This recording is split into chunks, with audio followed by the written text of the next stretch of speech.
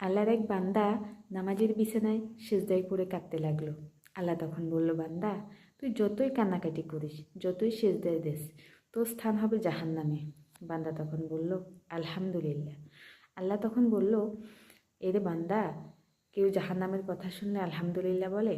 তখন বান্দাটি বলল, আল্লাহ, জাহান্নামও তোমার, জান্নাতও তোমার। তুমি আল্লাহ খুশি হয়ে যদি আমাকে জাহান্নামে ফেলো, আগুনে ফেলো, তাহলে আমার কিছুই করার নেই, আমি কিছুই করতে পারবো না। আল্লাহ তখন বলল, বান্দা তুই জাহান্নামে গেলে তো আগুনে পুড়ে যাবি, তোর খুব কষ্ট হবে। বান্দা তখন বলল, আল্লাহ, শুধু আমার কষ্ট হবে না, কষ্ট তোমারও হবে। আল্লাহ বলল, আমার কেন কষ্ট হবে? তুই পুড়বি জাহান্নামের আগুনে, আমার কষ্ট হবে কেন?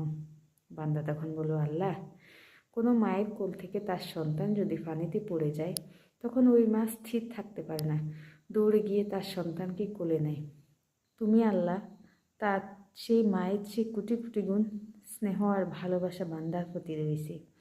আমি বিশ্বাস করি, আমি যদি আগুনে পুড়ি, তাহলে তুমি আল্লাহ স্থির থাকতে পারবে না, তোমারও খুব কষ্ট হবে তোমার বান্দার জন্য। আল্লাহ তখন বলল, বান্দা এই দলিল তুই কোথায় পেলি? বান্দা তখন বলল, জাতির পিতা হজরত ইব্রাহিম আলাইসাল্লাম যখন তোমার প্রেম মুখে নিয়ে আগুনের মধ্যে পুড়ে যাচ্ছিল, তখন তুমি আল্লাহ তাকে জান্নাতের বাগিচার মধ্যে রেখেছিলে, তার সামনে জান্নাত তুলে ধরেছিলে। তাই আমি বিশ্বাস করি তুমি আল্লাহ সবই পারো।